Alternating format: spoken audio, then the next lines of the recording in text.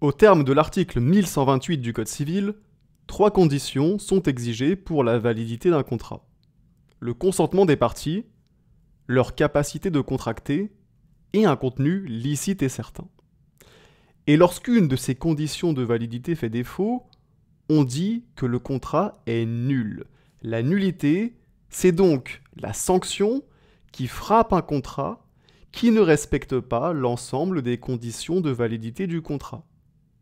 Et cette sanction de nullité, elle consiste en l'annulation rétroactive du contrat. Le contrat est annulé de manière rétroactive, on fait comme s'il n'avait jamais existé. Et il faut savoir qu'on distingue 2 types de nullité. La nullité relative et la nullité absolue. Alors pour commencer, quel est le critère de cette distinction ? C'est l'article 1179 du Code civil qui nous donne la réponse à cette question.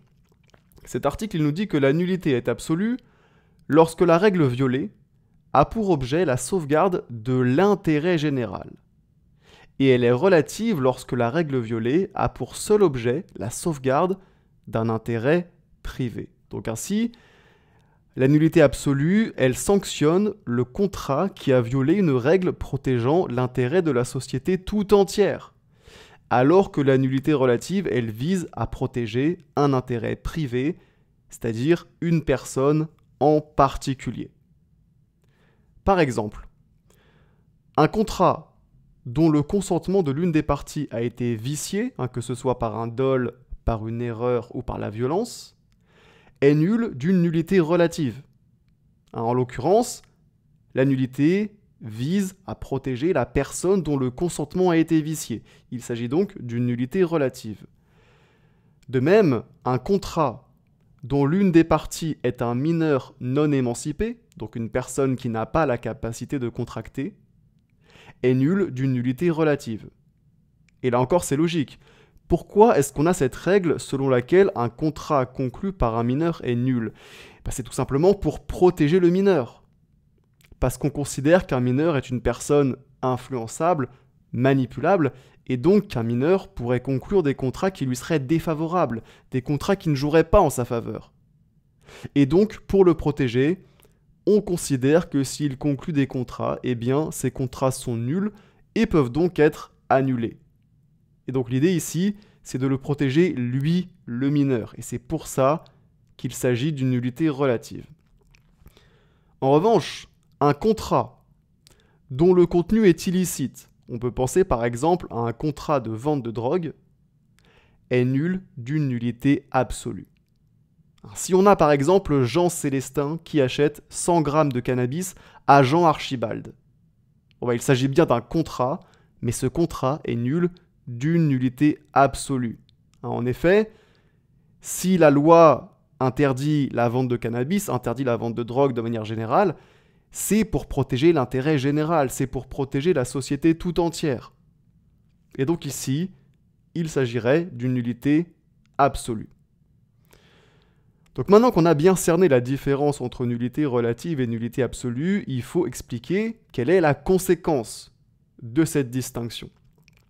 Et il faut savoir que la nullité absolue, elle peut être invoquée par toute personne ayant un intérêt à agir, tandis que la nullité relative ne peut être invoquée que par la personne protégée par la règle violée.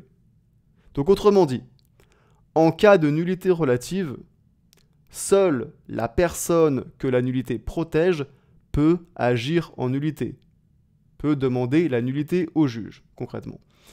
Tandis que, dans le cas d'une nullité absolue, toute personne ayant un intérêt à agir peut agir en nullité.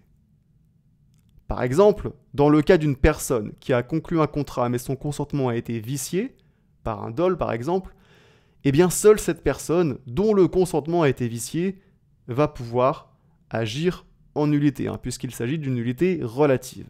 De même, si on reprend l'exemple du mineur qui conclut un contrat, eh bien là encore, il s'agit d'une nullité relative et donc seul le mineur va pouvoir demander la nullité du contrat. En revanche, dans le cas d'un contrat qui serait nul d'une nullité absolue, cette fois-ci, toute personne ayant un intérêt à agir va pouvoir demander la nullité du contrat. Donc si on reprend l'exemple de Jean Célestin qui achète 100 grammes de cannabis à Jean Archibald, eh ben, qui c'est toute personne qui a un intérêt à agir? Déjà, ça va être les deux contractants. Non seulement Jean Célestin, mais également Jean Archibald pourrait demander la nullité du contrat. Contrairement à la nullité relative qui est seulement réservée aux contractants protégés. Mais également, toute personne ayant un intérêt à agir, ça peut aussi être des tiers, comme par exemple des créanciers. Imaginons par exemple que Jean Célestin ait fait un prêt auprès d'une banque pour financer ses études de médecine. Et en raison de son achat de cannabis à Jean Archibald, il n'a plus d'argent pour rembourser ce prêt. Et la banque, elle a alors un intérêt à ce que ce contrat de vente de drogue soit annulé pour que son client reste solvable. Donc elle pourrait agir en nullité afin de faire annuler le contrat. Et puis enfin, il faut dire que même le ministère public, dont le rôle est de défendre les intérêts de la société, peut agir en nullité dans le cas d'une nullité absolue. Et puis enfin, il y a un dernier point qu'il faut aborder, c'est celui de la confirmation. Puisqu'effectivement, la nullité relative est susceptible de confirmation, tandis que la nullité absolue ne l'est pas. Alors la confirmation, c'est l'acte par lequel celui qui pourrait se prévaloir de la nullité y renonce. Et donc ainsi, dans le cas d'une nullité relative, la personne protégée peut renoncer à demander la nullité du contrat.